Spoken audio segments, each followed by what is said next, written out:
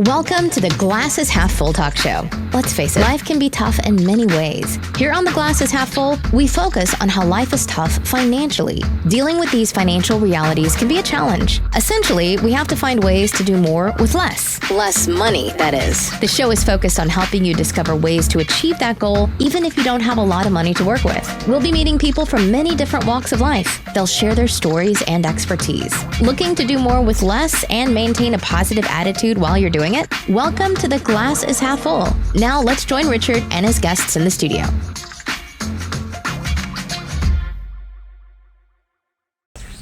Hi, I'm Richard Killen. Welcome to the Glass is Half Full, where we try to impart some very interesting information for people, especially people who are trying to get a better bang for their buck, shall we say, as the old saying goes. Today my guest is Alanna Abramsky. I'm going to have to read this, Alanna, but welcome. Thank you. She has a very, very interesting story because she was able to save in the space of a little over a year, a little under a year, $20,000. And we're going to ask her to share with us how she did that and perhaps what motivated her to do it as well. Anyway, like I said, welcome. Thank you. Wow, saving $20,000, Alanna, in under a year on a reasonably good but not humongous salary, right? It's pretty amazing stuff. But before I ask you how you did it, tell me what motivated you to do it. So I'd been living in Toronto for about 5 years at this point, and I was working in the production industry and a lot of live events. And I thought I was kind of ready for a change, so I decided to go traveling. And I wanted to do this big trip around the world, and that really was my main motivation to save all of this money, because I had heard of people who had traveled before and they had to come home early from their trip because they had run out of money. And so I had this goal in mind where I was like, I didn't want to be one of those people who had to cut their trip short because ran out of funds.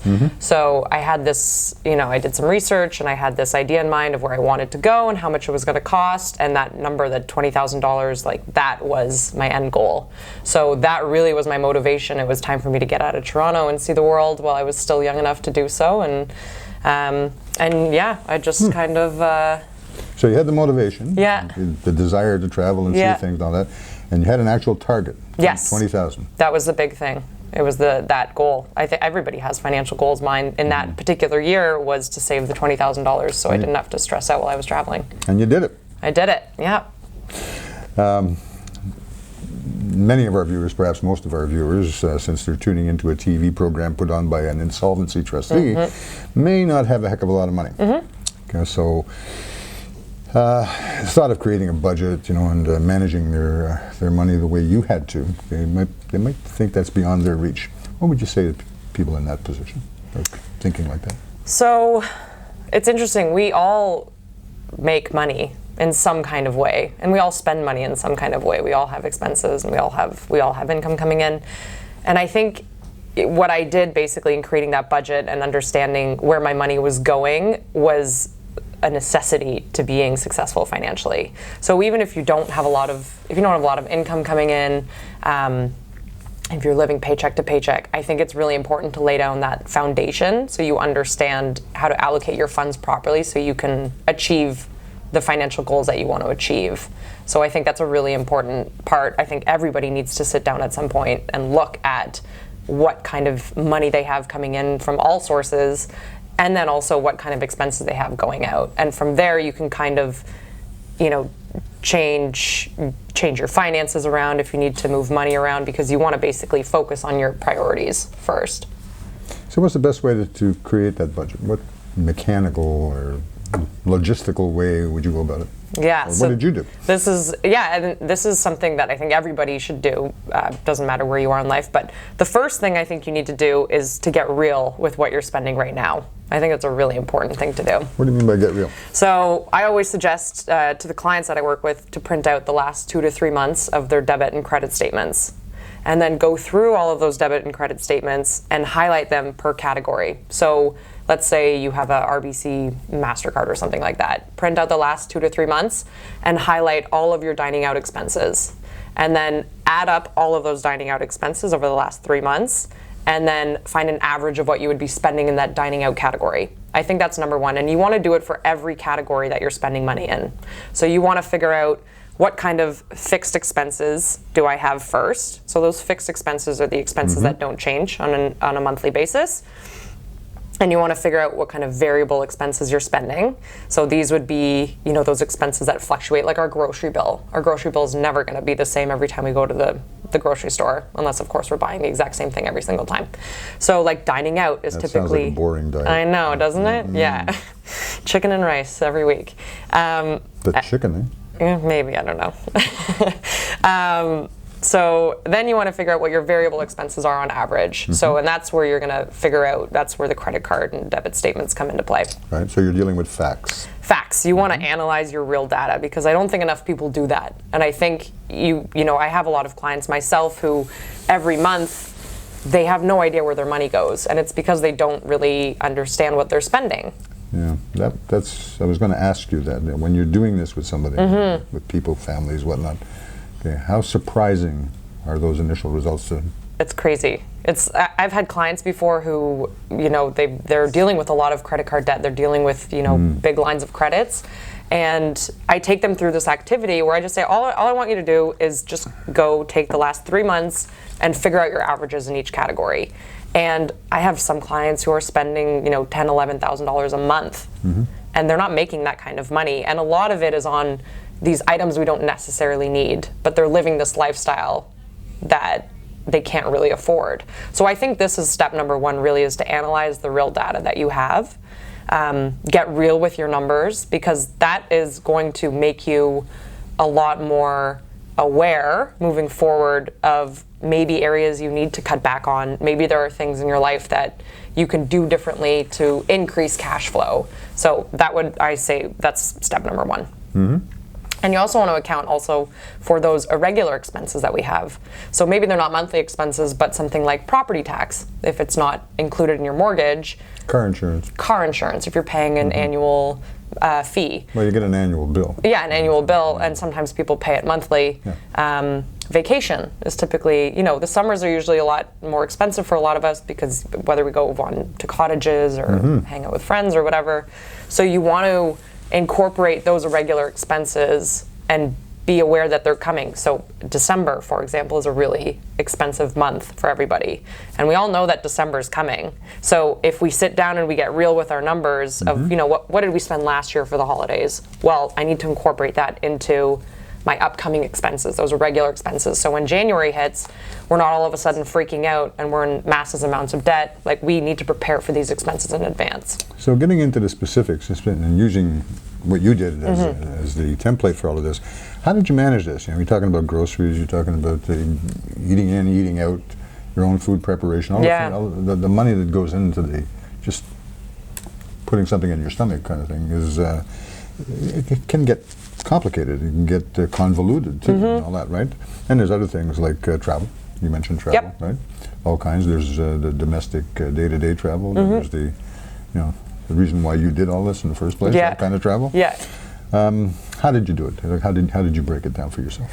So the first thing that I did actually was I started reading all of these different blogs about. I kind of had an idea of where I wanted to go. So I started reading blogs about, realistically, how much was it going to cost every single day to travel and live in some of these areas in the way that I wanted to travel. I wasn't an 18-year-old backpacker. Like, I didn't want to stay in hostels all the time. So, I had to incorporate a couple hotel stays and car rentals and that kind of stuff. So that was step number one, was actually figuring out how much I was going to spend on a daily basis in some of these places that I was going to. So then I had my number. That's how I came up with the $20,000. That's what I wanted, like all my flights. Yeah, that was my target. That was like all my flights, hotels, food, going out, tourism. So from there, what I did was I sat down and I went through that exact activity. I looked at exactly what I was spending now. So I went through my credit and debit statements. I looked at everything. I got real with my numbers. And then what I did was that I created a budget for moving forward where I could cut back in certain areas. So for me, I loved dining out. I still do, but I was spending way too much money in dining out that I didn't need to be spending because my priorities had shifted. So now my priority was traveling. So I cut back in dining out. That was a big one. I ended up saving about $200, $300 a month in dining out. I got rid of my cable bill. I stopped. I was like, I don't need cable. I went out and I actually bought the old school bunny ears, those digital analog boxes. And that is like, it's a $15 charge at Best Buy, cut my $60 cable bill, and I could still get, all the big... It's a $15 one-off charge. That's once. It's a one that you screw it into the back of your TV, and you get your like Global and CTV and CBC, and now with Netflix you can pretty much watch anything that you want. So you're talking to somebody who grew up with that. Okay? Yeah, exactly. I still remember at our Not that I want to having... talk about age here. Yeah. And then I'd never had a car at the time, but I stopped taking public transit as much because $3 every time you ride, $3.25 every time you ride, it really started adding up. So I went out and I invested in a bike, and it wasn't a nice bike. I bought a bike. I bought a bike, and it got me to and from, or I would walk everywhere. The biggest thing that I actually found the greatest impact on was grocery shopping. Yeah. So what I did, and I still do it to this day, but I usually grocery shop on Sundays, and what I do usually when I go to the grocery store, there's typically a 50% off produce cart that they just usually restock. Make sure you eat it today. Or just like make sure you prepare it today kind of thing. But even still, like it lasts 3 to 4 days. It's not the freshest stuff in there, obviously, because they've had to make room for the new fresh stuff coming in. But all of the produce I've ever had there is perfectly fine. Yeah. So on Sundays, I would go out. I would spend about $30 in produce for the week, which was more than enough to last me the whole week. And I would just go home. Compared to what had you been spending? Oh, previous to that, I was probably spending closer to like $70, $80. Yeah, and it depends also where you go grocery shopping. Sure. Like I like shopping at No Frills. I think their produce is good, but I find Loblaws to be quite expensive. But all of those grocery stores typically have some kind of 50% off cart. So I started going to that cart, and then I would go home and I would food prep for the week. And that saved me a ton of money. One of the big things I always... So instead of going out and spending money to pay somebody else to prepare your food, you were investing in, what do they call it? Investing in myself. Sweat equity. Yeah, right? exactly. Yeah, and I mean, for me, I like cooking. And I like, I can follow a recipe and I could basically create anything. You're ahead of me that way. So. Yeah, well, I mean, it takes time though, right? You have to you have to weigh time value for money. So for me, my priority was I wanted to save this money. So it was okay. Again, you had your target. Yeah, I had my target and there was nothing. A goal and your target. Yeah, exactly. So the transportation was a big one. The dining out was a big one. I always say to clients, look at how much you're spending at your bank. I think there's a lot of the major financial institutions right now they're charging way too much money on bank fees, and there's a lot of no-fee banks out there now. So did you start investigating all these little nooks and crannies? It was everything. I was like, where can I start to save money? I called my telecom companies. I reduced my cell phone bill by about $40 a month. Like I said, I got rid of my cable. Same thing with my internet. I just switched my internet provider, saved myself about $20 a month.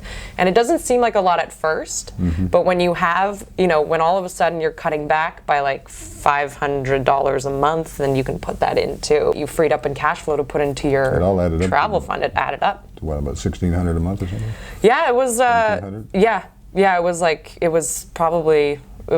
I probably cut back. Right? Yeah, I probably cut back around, I would say $1,000 a month, and then whatever extra I had from work, I would throw into savings. Yeah. It wasn't all savings. No, but the biggest thing for me, I think, was dining out. Yeah. That was I was going out, and it's easy to do in Toronto. It's expensive, and it's so easy. There's 6 restaurants for every 8 buildings, or every 8 shops or whatever. So I got a question for you, because I know that the people are listening to this and saying, yeah, fine, it's all well and good, but did you think you were depriving yourself of anything during all of this? Or was your goal so strong that it compensated for any negative feelings you might have had over these changes? Yeah, no, I didn't. I never felt like I was depriving myself. There were times, I would say, that some friends, had asked me to go out for drinks or food or whatever, and I just said no. Or you said, you buying? Yeah, I said, why don't you guys come over instead and I'll make something here. I see. I'd have said, you buying. Yeah. So I didn't go that far. But I never really felt like I was depriving myself. There were some times in the winter when I was biking to work where I was like, I should just jump on the streetcar. But I was like so motivated to just save that money that I think that winter actually was a pretty harsh winter. I think I only took the streetcar twice in the whole winter. I was that crazy person that was outside on my bike, like with my parka on. I think I saw you. Riding to work. Alanna, can you explain to me about this mindset and mindful spending? What do you mean by that? So I think now, especially in our day and age, it's really easy to spend money. And, I blame a lot of the credit card companies for that because they created that tap system where people don't even have to think twice about the money that they're spending. And I think that's a huge issue. You know what the big thing about that is? You don't have to remember your PIN. Yeah. Like you don't have to remember anything. You can go to just remember where your card is. Any store and swipe it on this machine and you've made a transaction. So people haven't been mindful of how much money they're spending because it's so easy now to spend money with technology. They've made it so simple. I think now even on your Apple Watch you can, with Apple Pay, which is like, I haven't even tested that one yet, but I think now the biggest problem that a lot of my clients see when I work with them is that they don't know where all of their money goes, and it's because they're not being mindful of where they're actually spending their money. They kind of have an idea of how much money they have coming in, but they have no idea where it goes. So I think that first, the first step is analyze the data. The second step is to be mindful about spending moving forward. Just give it some thought. Yeah, because I think once you start to, think about like, is this something that I really need or is this something that I really want? And if it is something that I want, do I want to get out of debt more than me wanting this thing that I'm about to purchase? And I think that's kind of that mindfulness, those, creating new habits where you think, is this an absolute priority? Mindful spending. Mindful spending. It's hard, it takes time, but I do think that when you actually start to track your spending, it just kind of naturally starts occurring because then you start to see where all your money starts going. I firmly believe in that as well. I've heard you mention that you equate spending to a gym membership, and you're a personal trainer in that particular gym membership. Yeah, so I like to consider myself a personal trainer for your finances. I think financial health and our everyday health are very similar in a lot of ways. So for me, if I'm not aware of the food I'm putting into my body, I'm not going to feel good. I have to be mindful to be healthy inside. Same thing goes for your wealth. And so when I work with my clients, all of the people that I work with, they need that accountability. They need somebody to talk to be like, well, maybe instead of doing it the way you have been doing, why don't we try it a different way? In the same way that if you went to a gym and got a personal trainer, they could sit down with you and say, look, you have this, we need to change this and do this, we're going to give you these exercises, maybe don't eat this food, maybe eat this instead. So when I refer to myself as a personal trainer for your bank account, I do a lot of the same things with clients that I feel like personal trainers do with their clients in the gym. It's just looking at what you have and say, look, this hasn't been working for you so far, maybe we should do this instead, or maybe try doing this and moving this around. So that's kind of where that one of the things, important things that goes with being a personal trainer in a gym context, in a physical context like that, is the relationship that develops between the trainer and the trainee. Right? Yep. There's got to be a sympathy and, if you want, a trust. Yeah, and the accountability too. People need that accountability partner sometimes, because if there's nobody there, at the end of it being like, hey, did you do this week? Then a lot of people just won't do it. Do what? Anything.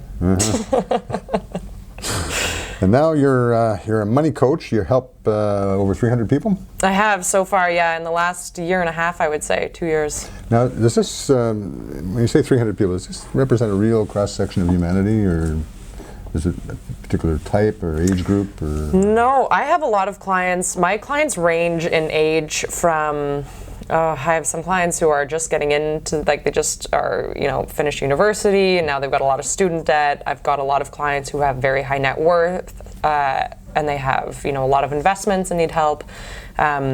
I have clients who, have median incomes and they just don't have any money and they're in debt. So my clients range from anywhere, I'd say, to like 25 years all the way up to 70, 72 years old. That old, Yeah.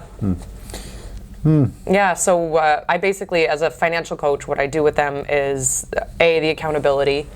I look at what they have currently and think about different ways that I can help them.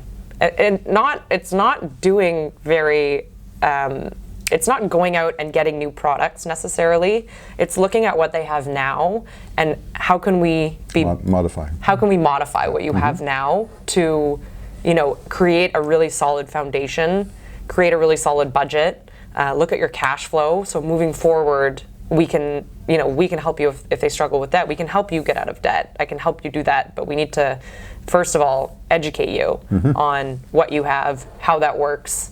And then from there, it's moving forward and it's really coaching them through the process and educating them. I think the lack of financial education in Canada it's really creating a huge issue for most people, because I have clients who have a lot of credit card debt and they don't understand how their credit card debt is calculated, or they don't understand compound interest, or they don't understand, why is my credit card debt not going down if I'm just paying the minimum amount due? Like, they don't understand how all of those things are calculated. So as a financial coach, I help to first look at it and then educate them so they can make better decisions moving forward. And then it's that accountability to be better moving forward and have those check-in points. Because when they have that accountability partner, they typically get the work done. Alanna, it was great having you on the program. You have a savings guide that is available to people. Tell them what it is and how to get it. Yeah, so when I got back from my trip, I created a blog called thebudgetbabes.org. And it basically was, I had a lot of people on my trip who were like, how did you save all that money? So I was like, I'm going to write a blog about it. So if you go onto that blog, there is a little e-savings book guide that shows how I saved all of that money in the year. On top of that, I am the head of financial coach with a company called Enriched Academy, and we empower Canadians to be better with their finances and educate them with their finances. So you can go to enrichedacademy.com to check out more. We've got a 12-course system on what to do with your finances moving forward. That's great. So that's how people can get it in. Yeah.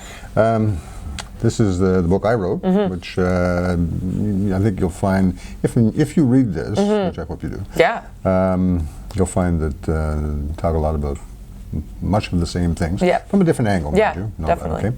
But for you. Thanks, Richard. And thank you very much for being on. Thank you so much. Yeah, that was great. Thank you. It really was. Let me write it for you.